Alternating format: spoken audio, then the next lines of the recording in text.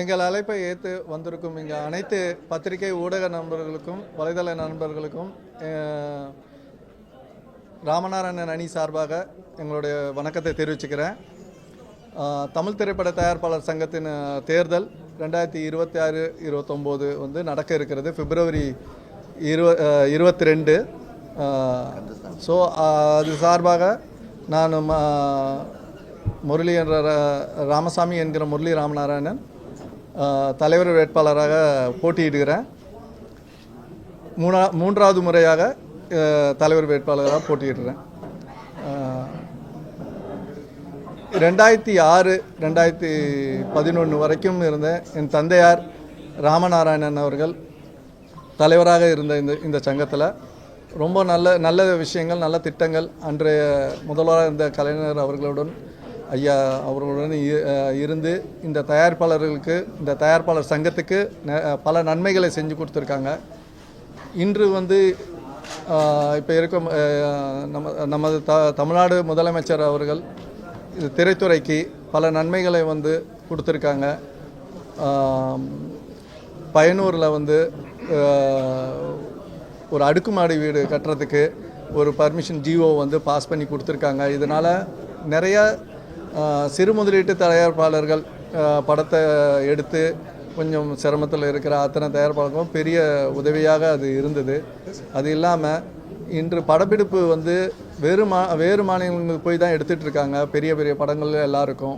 அதனால் தயாரிப்பாளர்களுக்கு செலவுகள் பட்ஜெட் அதிகமாகிட்டே வருது.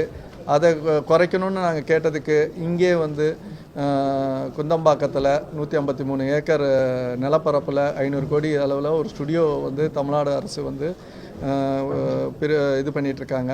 அதே மாதிரி எம்ஜிஆர் ஃபிலிம் சிட்டி அதை வந்து இருந்த பழைய இதை வந்து புதுப்பித்து இன்று நிறைய ஃப்ளோர்கள் கட்டிகிட்டு இருக்காங்க. ஸோ படப்பிடிப்புகள் இங்கே இருக்க தயாரிப்பாளர்கள் செலவுகளை குறைக்கிறதுக்கு இங்கே வந்து செய்கிறதுக்கு நம்ம தமிழ்நாடு முதலமைச்சர் அவர்கள் வந்து ஆணையிட்டு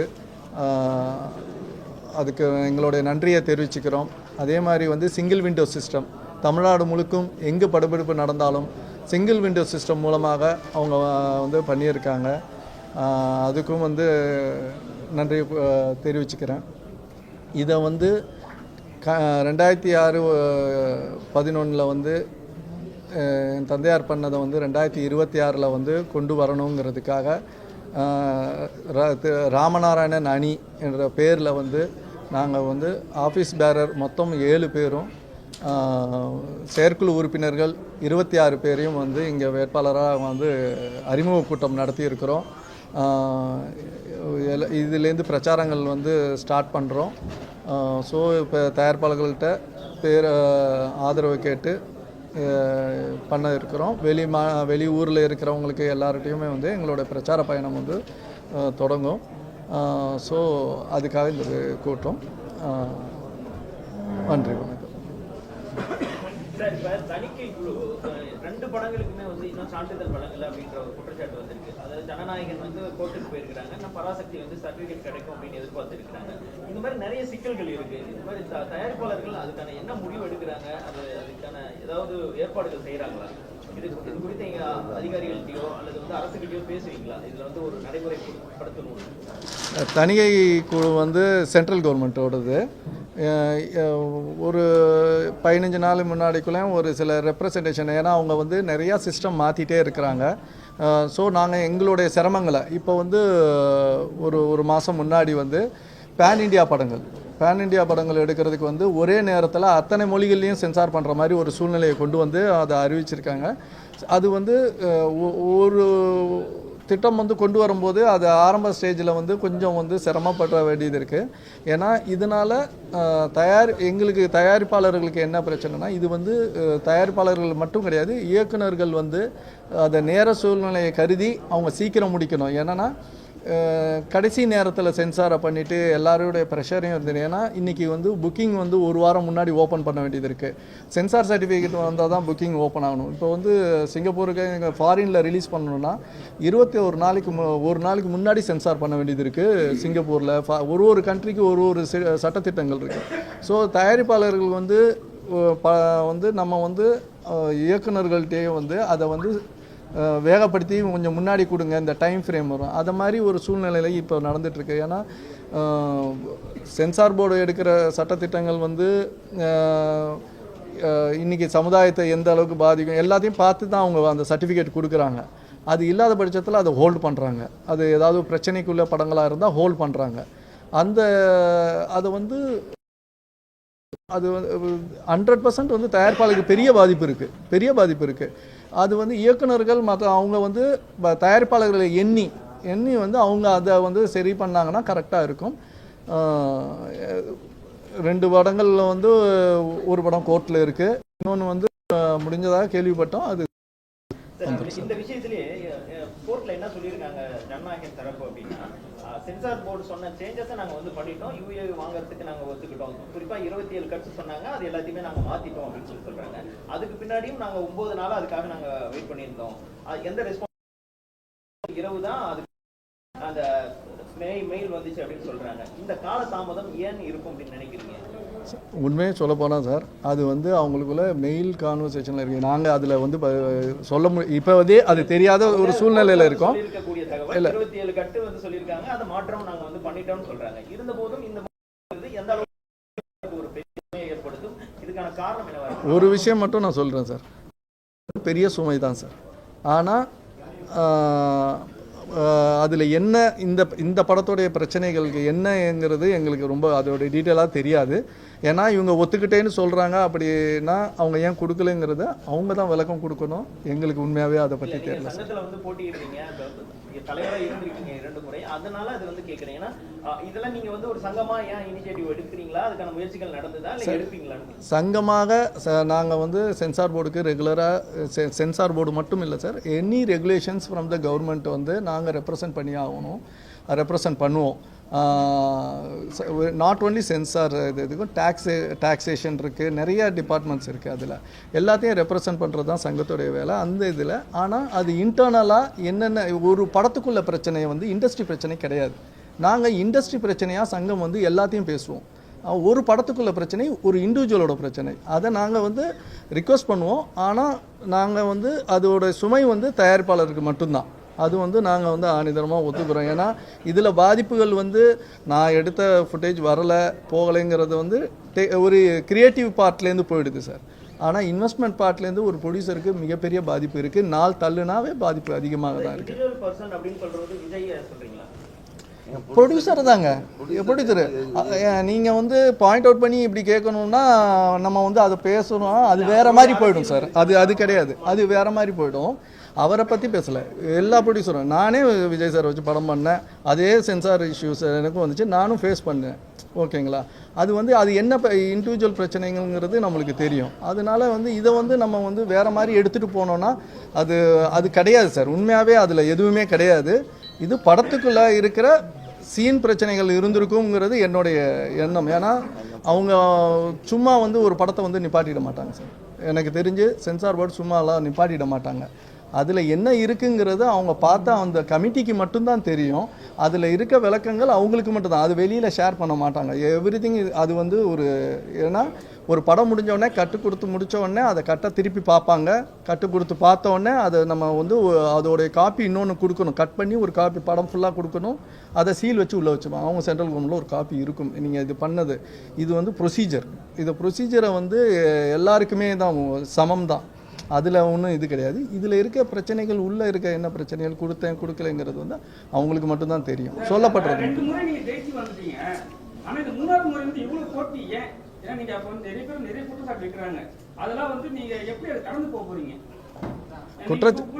குற்றச்சாட்டுகள் நீங்கள் சொன்னீங்கன்னா அதை கடக்கிறதுக்கு நான் சொல்கிறேன்.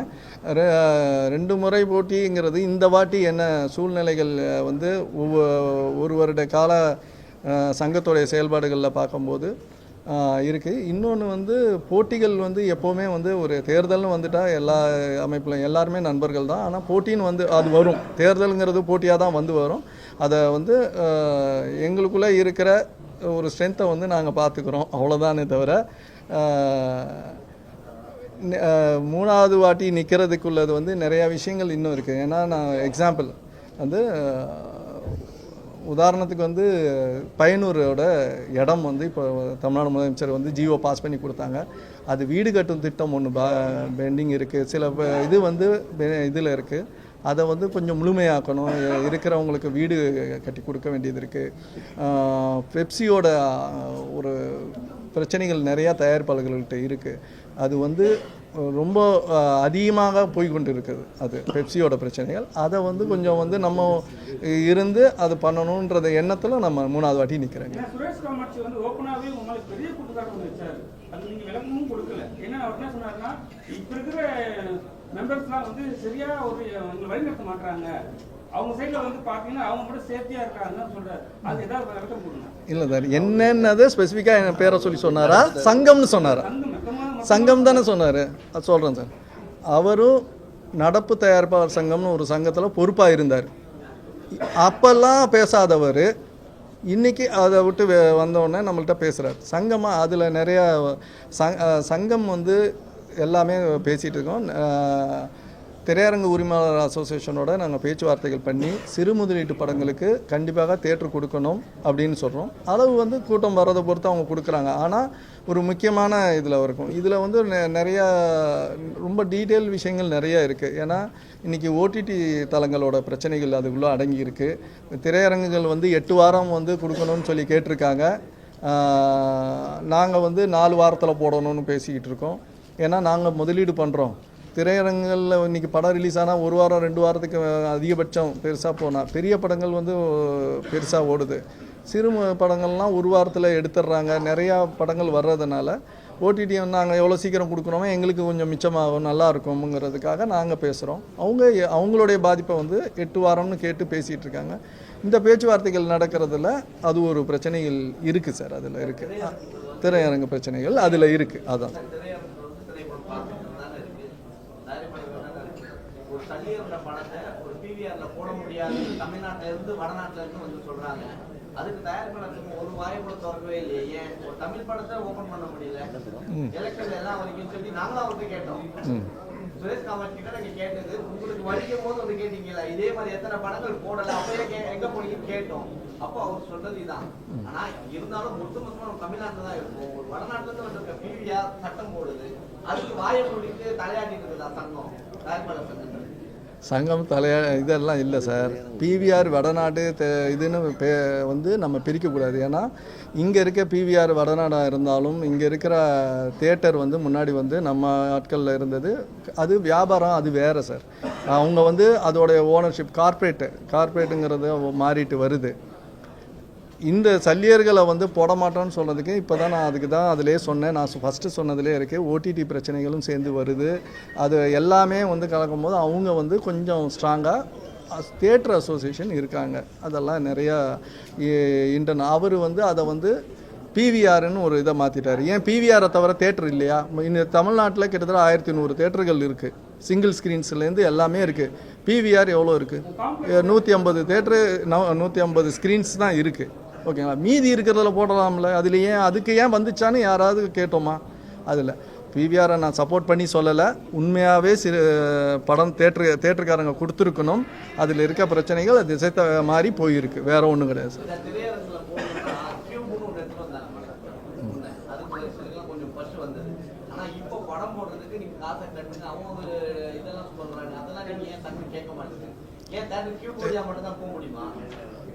சார் கியூபுன்னு உங்களுக்கு வந்து கியூப் மட்டும் இல்லை சார். மொத்தம் வந்து 8 ப்ரொவைடர்ஸ் இருக்காங்க சார். கியூபு, சோனி, அந்த மாதிரி யூஎஃப்ஓ 8 ப்ரொவைடர்ஸ் இருக்கும்.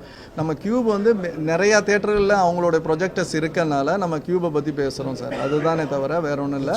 சின்ன படங்களுக்கு வந்து நான் முதல் வாட்டி இந்த சங்கத்துக்கு ஜெயிச்சு வந்ததுக்கப்புறம் அப்போ 12,500 இருந்ததை வந்து சிறு முதலீட்டு படங்களுக்கு 3,500 ஒரு வாரத்துக்கு, நான் 28 ஷோக்கு 3,500 நாம் பேசி இன்றைக்கி வரைக்கும் எங்கள் மெம்பர்களுக்கு வேணும்னு சொன்னது போக இன்றைக்கி இருக்கிற அத்தனை அசோசியேஷன் மெம்பர்ஸுக்கும் அது அவங்க கொடுக்குறாங்க.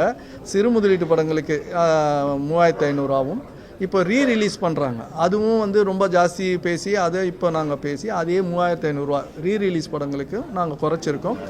இன்னும் கொஞ்ச நாளில் அதை வந்து டோட்டலாக வேவ் பண்ணுறதுக்கு பேசிகிட்டு இருக்கிறோம் சார்.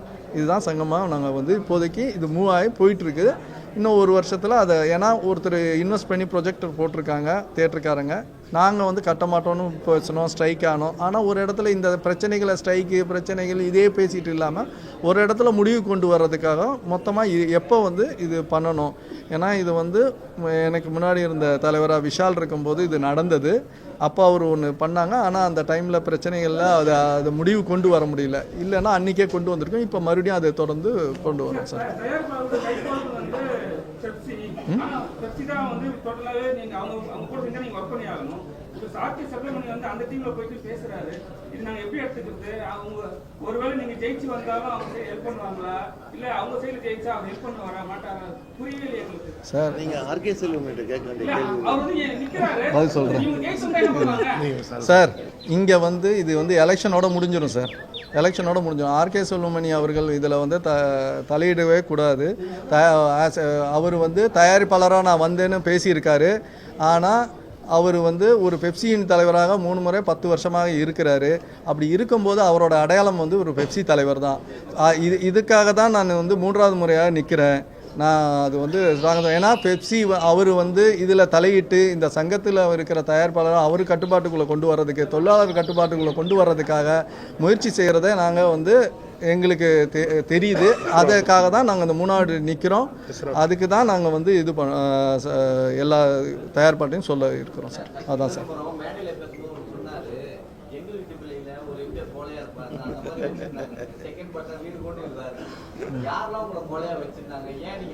அது அவருடைய கருத்து. அவருடைய கருத்து அவர்கிட்ட கேளுங்க சார். சொன்னார்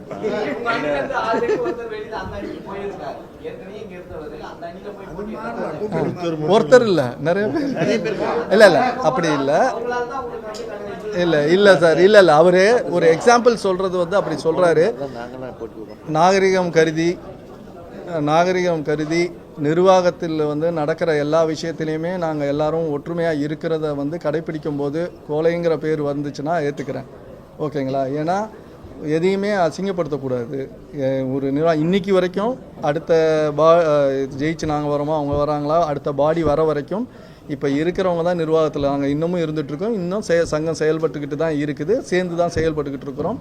அந்த டிசிஷன் வந்து துறைக்கு, இது வந்து தனிப்பட்ட முறையில் நாங்கள் எலெக்ஷனை ஃபேஸ் பண்ணுறோம் சார். அதுதான்.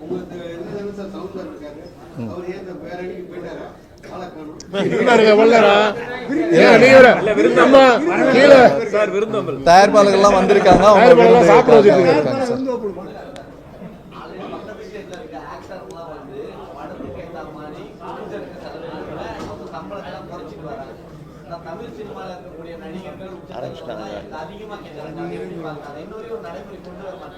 சார் கண்டிப்பாக குறைக்கணுங்கிறத நாங்களும் கேட்குறோம்.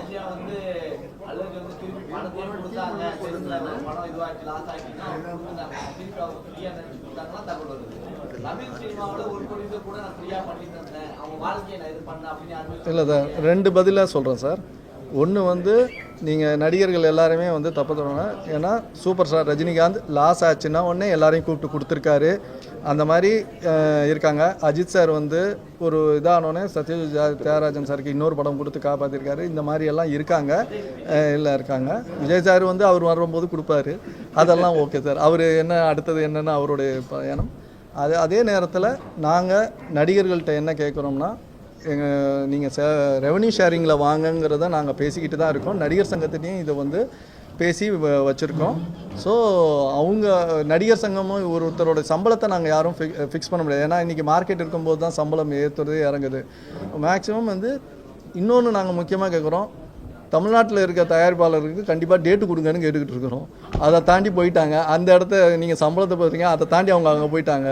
அதெல்லாம் வந்து இங்கே இருக்கிறவங்களுக்கும் நீங்கள் பாருங்கன்றதை நாங்கள் வந்து சங்கத்தை கேட்டுக்கிறோம். இந்த பத்திரிகை வாயிலாகவும் கேட்டுக்கிறோம் சார். நன்றி சார்.